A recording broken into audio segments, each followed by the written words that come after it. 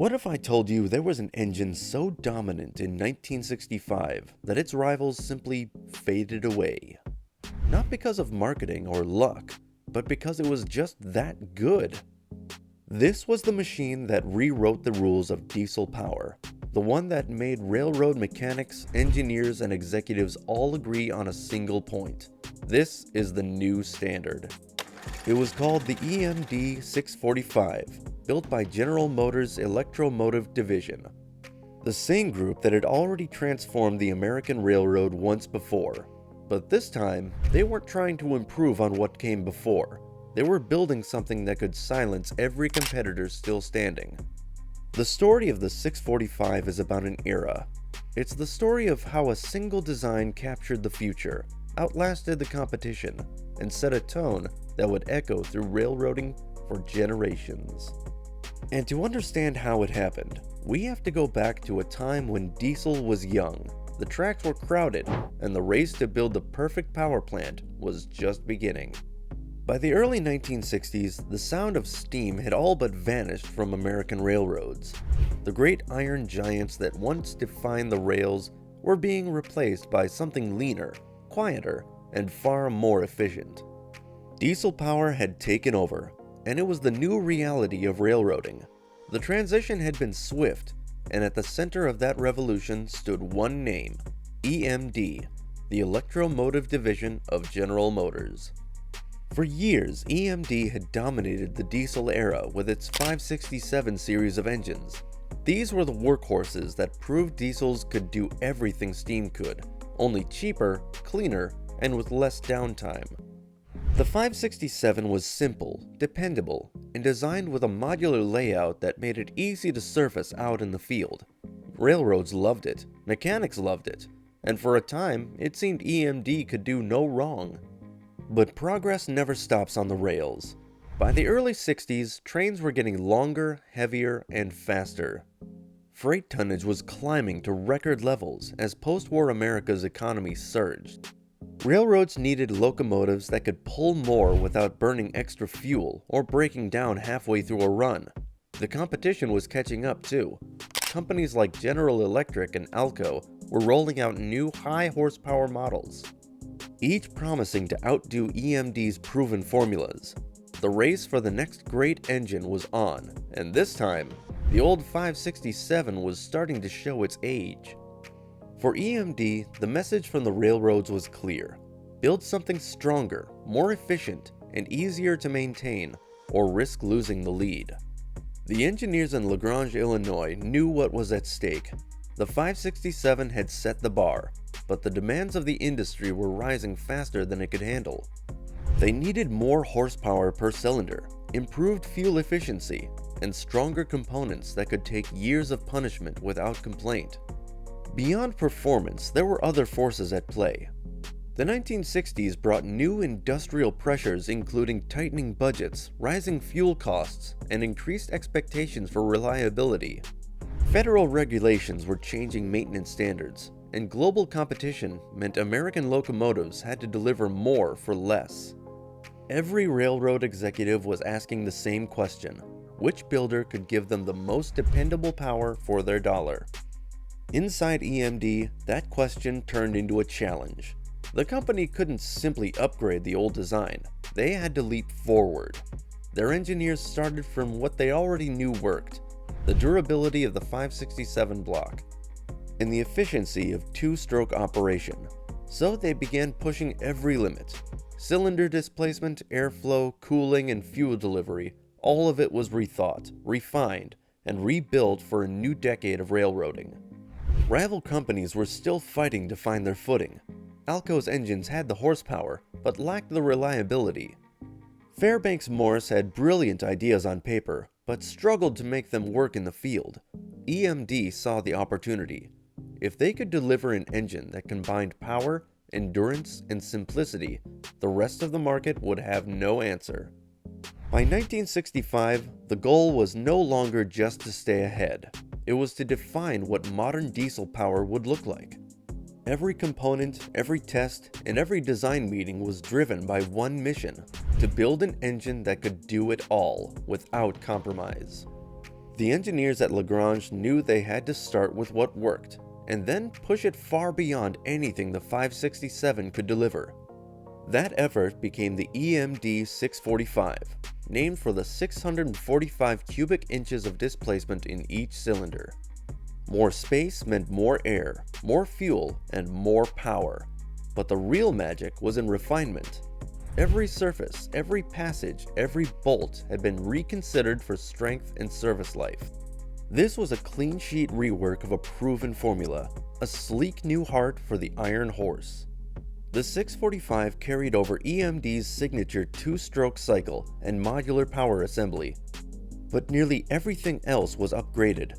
Cooling passages were widened to handle higher thermal loads, airflow through the Roots blower and turbocharger was improved, and fuel injection was retuned for precision at high RPM.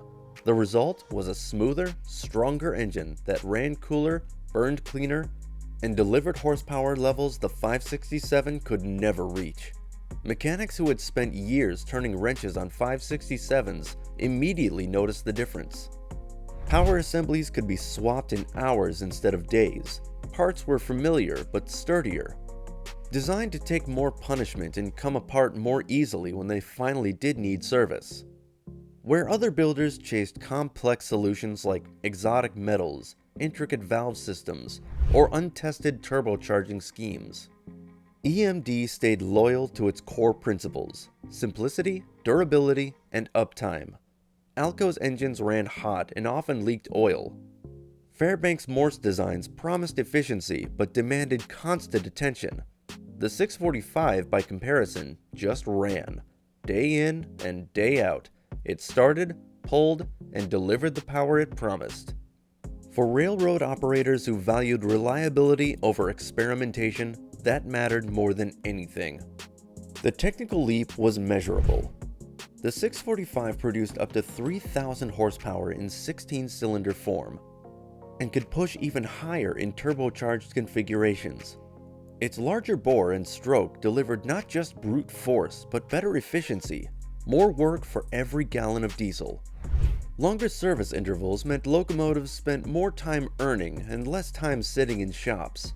EMD had managed to design an engine that was not only stronger, but also smarter in the way it used its strength. In engineering circles, the 645 quickly gained a reputation for balance. It wasn't radical, but it was brilliantly optimized, a product of lessons learned from millions of miles logged on the 567. It combined power with predictability, the kind of machine that could take whatever the railroad threw at it and keep on moving. And then, in 1965, it all came together. The first locomotives fitted with the new 645 engine rolled out of EMD's factory, and the industry would never sound the same again.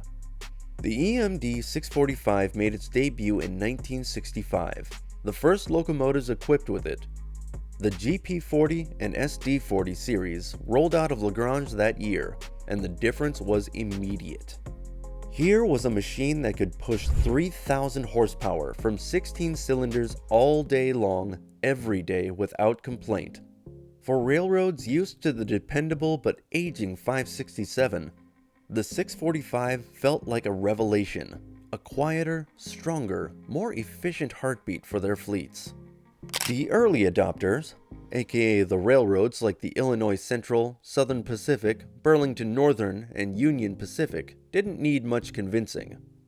They'd already seen what EMD could do with the GP30 and GP35, and when the 645-powered GP40 arrived, it made those earlier models look like prototypes. The new engine ran smoother under load, handled heat better in desert territories, and pulled longer trains through the mountains without breaking a sweat. Within months, orders poured in. The GP40 and SD40 were soon rolling out in batches, each new delivery a signal to the rest of the industry. This was the new standard. Across North America, railroads began rethinking their rosters. Alco's 251 engines were struggling with reliability. GE's U-Series locomotives were powerful, but still too new to fully trust. Fairbanks Morse had already faded from the mainline scene. Meanwhile, EMD's 645 was proving itself mile after mile. hauling freight over the Rockies, through the plains, and across the industrial heartland. It didn't matter whether it was snowing in Montana or blazing hot in Texas, the 645 just kept running. Competitors scrambled to respond. Alco rushed to tweak the 251 for more power. GE redoubled efforts on its U25B and U30C series. But they were playing catch-up to a company that had already mastered the formula. The 645 didn't need exotic materials or untested technology. It relied on refinement, experience, and the quiet confidence of proven engineering. The proof was in the sound. All across America, the deep, rhythmic thrum of 645-powered locomotives became the soundtrack of freight railroading. Long strings of boxcars crossing steel bridges, unit coal trains grinding through mountain grades, intermodals streaking through the night. The same steady voice echoed from every EMD hood. Crews trusted it, mechanics respected it, executives bet their budgets on it. By 1968, the SD40 and SD40-2 were everywhere. They became the face of North American diesel power, dominating main lines from Canada to Mexico. The SD40-2 alone would go on to sell over 4,000 units, making it one of the most successful locomotives in history. Every order placed by a railroad was another nail in the coffin for older builders. The 645 didn't win through marketing campaigns or bold promises. It won through performance. It silenced its rivals with uptime, efficiency, and predictability. For every day an Alco sat sidelined waiting for parts, an EMD 645 kept moving freight. For every complex teardown another builder required, a 645 got a quick swap and went right back to work. In the years that followed, the 645 became ubiquitous, its footprints on thousands of miles of track, its reputation on the lips of every crewman from Chicago to Cheyenne. You didn't need to ask which engine was pulling the train, you could hear it. And by the end of the decade, it wasn't just an engine, it was the engine. The gold standard, the benchmark, the machine that turned General Motors' electromotive division into a legend and left its competitors in the dust. But success in railroading is never permanent. The moment an engine proves itself, the race to replace it quietly begins. By the early 1970s, the EMD 645 had already conquered the main line. But the world around it was changing fast. Freight loads were getting heavier, train lengths were increasing, and environmental regulations were beginning to stir for the first time. The locomotive world didn't stop when the 645 hit its stride. It kept racing, and that meant even dominant engines had to evolve. As EMD's factories kept churning out GP40s and SD40-2s by the hundreds, new questions started surfacing from the railroads themselves. Could the 645 handle more horsepower without sacrificing reliability? Could it burn cleaner fuel, meeting emerging emission rules, and stay efficient in the face of rising diesel costs? The 645 had set the gold standard for performance, but by the mid-1970s, that standard was being pushed higher than ever. To stay ahead, EMD refined the design again and again. Variants like the 645E and 645F appeared, with stronger crankcases, improved turbocharging, and updated fuel systems. The E-Series powered the later GP40-2 and SD40-2 models, engines that became legends in their own right for their reliability and ease of maintenance. The F-Series moved into higher horsepower territory, used in experimental and export locomotives that tested the limits of the design. But competition was no longer just about horsepower. By the late 1970s, General Electric had found its rhythm. The -7 and -8 series locomotives introduced advanced electronics, modular controls, and improved efficiency. GE had learned from its earlier struggles, and this time, it was coming for EMD's crown. Internationally, European builders like EMD's own licensees and Hitachi, Bombardier, and others were beginning to adopt new materials and electronic controls that hinted at the future of traction power. For EMD, the 645 had to evolve or risk becoming a victim of its own success. Some railroads began to experiment, purchasing a few GE units here and there to compare long-term economics.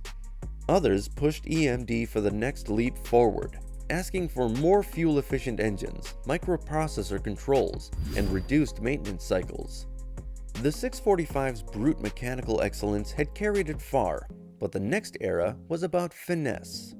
Even the best engine can become yesterday's story if the world keeps moving. The 645, as solid as it was, faced growing challenges from tighter emission standards and rising operational costs. Locomotives powered by 645s were starting to rack up serious mileage, and while the engines could be rebuilt endlessly, the economics of doing so began to change. EMD responded again, this time by preparing its successor, the 710 series, a direct descendant of the 645 that carried over its core design philosophy, but modernized it for a new age. The transition was gradual, not abrupt. Even as the 710 appeared in the 1980s, fleets of 645-powered units continued to dominate the rails. They had earned their place, and nothing short of a technological revolution could push them aside completely. And yet, even as new engines arrived and railroads modernized, the 645 refused to fade quietly. Even after the last new 645-powered locomotive rolled out of EMD's factory, its story was far from over. The 645's influence runs deep. Its modular design, ease of service, and interchangeability became the blueprint for everything that followed. The 710 that replaced it? A direct evolution. Even modern EMD and Progress Rail engines still carry the same philosophy. Simple, durable, and built to be fixed in the field. That's the 645's legacy, an engine designed not just to perform, but to endure. Across North America, hundreds of 645s are still at work today. Many have been rebuilt, repowered, or upgraded with new electronics, yet their core remains the same. Decades later, they're still proving the point EMD made back in 1965.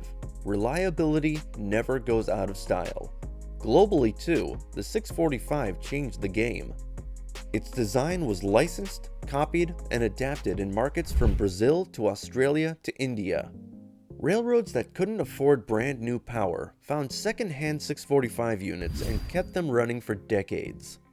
The sound of that deep, steady thrum became an international language of freight. And you can't help but wonder, what if EMD hadn't launched the 645 when they did? Would GE or Alco have caught up and rewritten history? Maybe. But timing is everything, and in 1965, EMD hit perfection at the exact moment the industry needed it. If you enjoyed this look back at one of the greatest machines to ever hit the rails, make sure to hit subscribe, tap the bell icon, and stay with us for more untold stories of engineering that shape the world we live in. Next time, we'll uncover another hidden chapter of mechanical history, one that pushed technology even further.